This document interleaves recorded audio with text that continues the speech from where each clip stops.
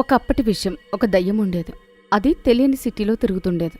అప్పుడే అది చూస్తుంది. ఒక అబ్బాయి అతని కారులో సామాను పెడుతుంటాడు. ఇంకా ఫోన్లో ఎవరితోనో మాట్లాడుతూ ఉంటాడు. ఆ అబ్బాయి పేరు అంకుష్. సరే అమ్మా, మీరు కంగారు పడకండి.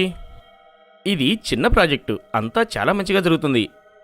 ఇంకో విషయం, నేను బిలాల్పూర్ చేరుకున్న తర్వాత ఫోన్ చేస్తాను, సరేనా? సరే, ఉంటానమ్మా. ఏంటి? బిలాల్పురం అంటే అది నా గ్రామం. ఈ అబ్బాయి నా గ్రామానికి వెళ్తున్నాడన్నమాట. అసలు నేను ఈ సిటీలో ఇరుక్కున్నానో కూడా అర్థం కావడలేదు. కానీ ఇప్పుడు ఈ అబ్బాయి నాకు తప్పకుండా సహాయం చేస్తాడు. నా ఇంటికి వెళ్తాను. దయ్యం అంకుష్ ముందుకు వస్తుంది. ఇంకా చాలా గర్వంగా ఇలా అంటుంది. ఏ అబ్బాయి, నేను కూడా నీతో వస్తా. అంకుష్ అతని ముందు దయ్యాన్ని చూసి భయపడిపోతాడు. అక్కడి నుండి పారిపోవాలనుకుంటాడు.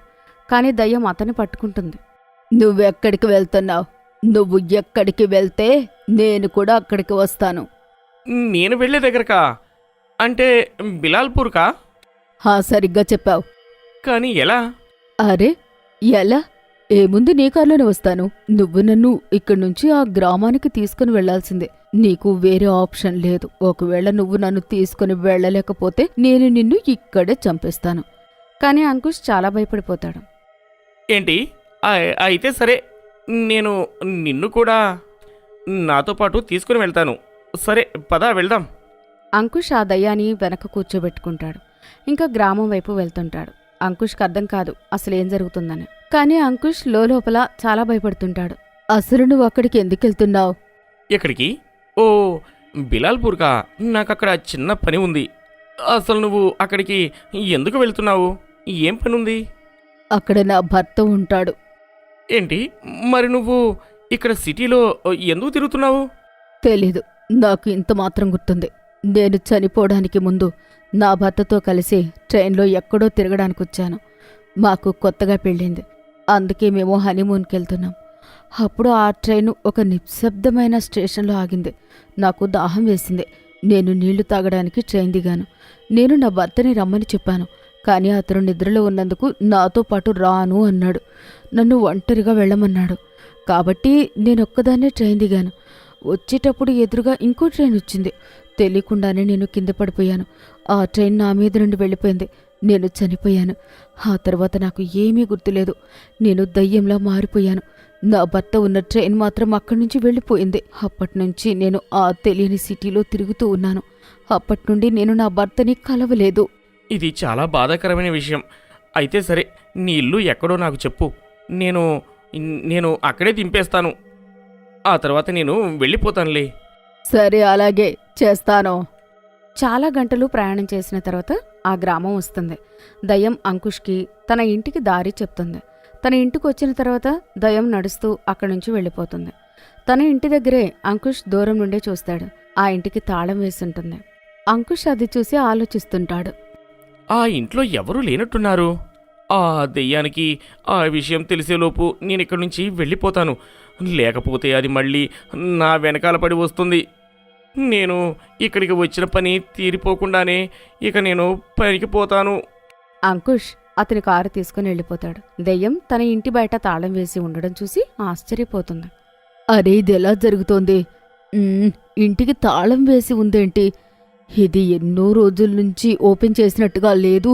దయ్యం వెనక్కి తిరిగి చూసేసరికి అంకుష్ ఇంకా అతని కారు కూడా కనబడకుండా పోతుంది. అరే అబ్బాయి, ఈ అబ్బాయి ఎక్కడున్నాడు? ఎక్కడికి వెళ్ళిపోయాడు? కానీ నేను అతన్ని వెతికి తీరాలి. ఎందుకంటే అతనే నాకు సహాయం చేయగలడు. నేను ఇప్పుడే వెతుకుతాను. తర్వాత దయ్యం అంకుష్ని వెతుకుతుంటుంది. తర్వాత దయ్యానికి అంకుష్ కారు కనిపిస్తుంది. ఆ కారు ఒక ఇంటి ముందు పెట్టి ఉంటుంది. ఆ ఇంటి చుట్టుపక్కల అసలు ఏ ఇల్లు ఉండవు. ఆ చోటు చాలా నిశ్శబ్దంగా ఉంటుంది. దయ్యం ఆ ఇంట్లో తొంగి చూసేసరికి ఆశ్చర్యపోతుంది. ఎందుకంటే ఆ ఇంట్లో ఒక అమ్మాయితో ఉంటాడు. అరే అంకుష్, ఇంత సమయానికి వచ్చావు? ఏమైంది నీకు ఇంత లేట్? అరే, ఏం చెప్పాలి ప్రియా, ఒక దెయ్యం నా వెనకాల పడింది. ఇప్పుడే నేను దాన్ని వదిలించుకొని వస్తున్నాను. నేను కొంచెంలో తప్పించుకున్నాను. లేకపోతే ఈరోజు నా పని అయిపోయేదే. ఏంటి, దయ్యమా? అయ్యో భగవంతుడా! సరే, ఆ కథలు వదిలే, తర్వాత వింటాను.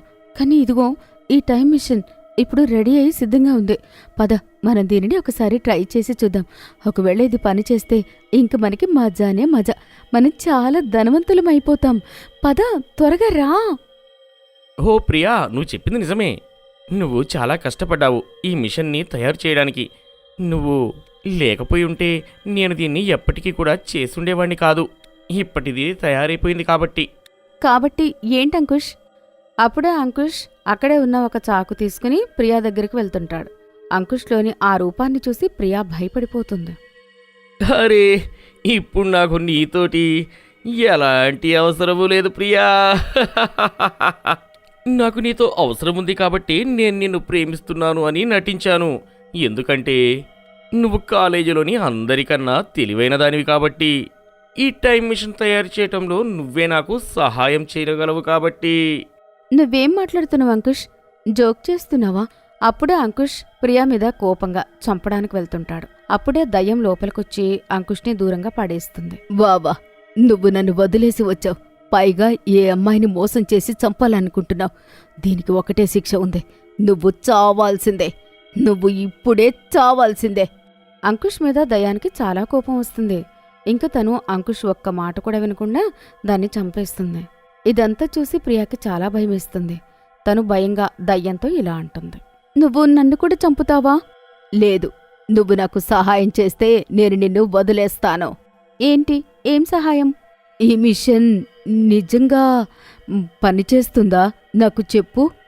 ఖచ్చితంగా పనిచేస్తుంది. ఈ మిషన్ నేనే తయారు చేశాను. మనం ఇందులో కూర్చుని మనం కావలసిన కాలానికి మనం వెనక్కి వెళ్ళొచ్చు.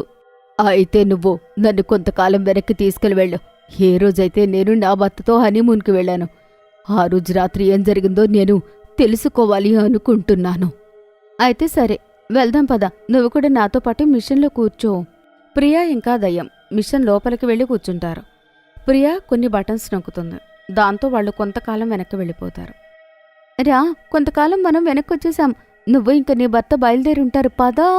ప్రియా ఇంకా దయ్యం తన కారులో కూర్చుని దయ్యం ఇంటి దగ్గరికి వెళ్తారు. ఆ తర్వాత వాళ్ళిద్దరూ ఒక చెట్టు వెనక దాక్కుని వాళ్ళని చూస్తూ ఉంటారు. అక్కడ చూడు, అది నేనే. నా పేరు మేఘన. ఇంకా అతను నా భర్త సంజయ్. ఎంతో ఆనందంగా ఉన్నాను. అసలు నాకు తెలీదు అప్పుడు నేను చనిపోబోతున్నానని. ఏం పర్వాలేదు, మనం అన్నీ బాగు చేయొచ్చు. నువ్వు చనిపోకుండా కూడా చేయొచ్చు. పద, మనం వెళ్దాం. పద సంజయ్, మనం కూడా వెళ్దాం. ట్రైన్ వెళ్తుంది. మేఘన ఇంకా సంజయ్ రిక్షాలో కూర్చుని స్టేషన్కి వెళ్తారు. వాళ్ల వెనకాలే దయ్యం ఇంకా ప్రియా కూడా అక్కడికి వెళ్తారు. చూడు, వాళ్ళిద్దరూ ట్రైన్ ఎక్కారు. మనం కూడా వెళ్దాం. అందరూ ట్రైన్ ఎక్కుతారు. ప్రియా ఇంకా దయ్యం దాక్కుని వాళ్ళిద్దరినీ చూస్తుంటారు. ఆ స్టేషన్ రాబోతుంది. ఎక్కడైతే మేఘనాకి దాహం వేసిందో. సంజయ్ లే, నాకు చాలా దాహంగా ఉంది. ఓహో మేఘనా, నా నిద్ర పాడు చేయకు. అయినా నా దగ్గర నీళ్లు లేవు. నువ్వే స్టేషన్లో దిగి నీళ్లు తీసుకుని రా. వెళ్ళు. మేఘన ట్రైన్ దిగుతూ ఉంటుంది. దయ్యం ఇంకా ప్రియా కూడా వాళ్ల వెనకాలే వెళ్తుంటారు. అప్పుడే దయ్యం అది చూసి ఆశ్చర్యపోతుంది. సంజయ్ కూడా లేచి మేఘన వెంట వెళ్తుంటాడు. ఇదేంటి, ఈ సంజయ్ ఎందుకు లేచాడు? నీ వెనకాలే ఎందుకు వెళ్తున్నాడు? అసలు ఏం జరుగుతోంది? కానీ ఎందుకు? అది నాకు కూడా తెలీదు. పద, ఏం జరుగుతుందో. మేఘన నీళ్లు తాగడానికి వెళ్తూ ఉండగా వేరే పట్టాల నుండి ట్రైన్ వస్తుంటుంది. అప్పుడే మేఘన వెనక్కి జరుగుతుంది. కాని సంజయ్ మేఘనాని తోసిపోతాడు. అప్పుడే దయ్యం వెనక నుండి సంజయ్ని పట్టుకుంటుంది. అతను మేఘనాని తొయ్యలేకపోతాడు. అసలు ఏం జరుగుతోంది? నేను చెప్తాను మేఘన. నీ భర్త సంజయ్ నిన్ను ఆ ట్రైన్ కిందకి తోసేయాలనుకున్నాడు. ఒకవేళ మేమిద్దరం రాకపోయి ఉంటే నువ్వు ఇప్పటికీ చనిపోయే దయ్యమై ఉండేదాను. ఈ దయ్యం ఎవరో కాదు, నువ్వే మేఘన. మేము భవిష్యత్తు నుండి ఇక్కడికొచ్చాము. మేఘన, సంజయ్కి చెప్పు, నువ్వు అసలు ఇలా ఎందుకు చెయ్యబోతున్నావో. నిజానికి నేను ఇంకొకరిని ప్రేమిస్తున్నాను, కానీ నా దగ్గర డబ్బు లేదు. మేఘన చాలా ధనవంతురాలు. అందుకే నేను తనని ప్రేమిస్తున్నాను అని నటించాను. ఇంకా నా ప్లాన్ కూడా ఇదే, తనని చంపేయాలని. అది విని దయ్యానికి చాలా కోపం వస్తుంది. తను సంజయ్ని చంపేస్తుంది. ఆ తర్వాత దయ్యం మాయమవుతూ ఉంటుంది. నీకు ఏం జరుగుతుంది? నువ్వు మాయమైపోతున్నావు. మనం సమయానికి వెనక్కి వచ్చి అన్నీ మార్చేశాం కాబట్టి నేను బ్రతికే ఉంటాను. చూస్తూ చూస్తూ దయ్యం మాయమైపోతుంది. మేఘన, ఇప్పుడు నీకంతా అర్థమైంది కదా? సరే, ఇక నేను వెళ్తున్నాను. ప్రియమణి టైం మెషిన్లో కూర్చుని తను ఉండే ప్రస్తుత సమయానికి వచ్చేస్తుంది. వచ్చిన తర్వాత ప్రియ అందరికన్నా ముందు మేఘన ఉండే ఇంటికి వెళ్తుంది. ఇంకా తనకి మేఘన అక్కడే దొరుకుతుంది. ప్రియాని కలిసినందుకు మేఘన కూడా చాలా ఆనందపడుతుంది.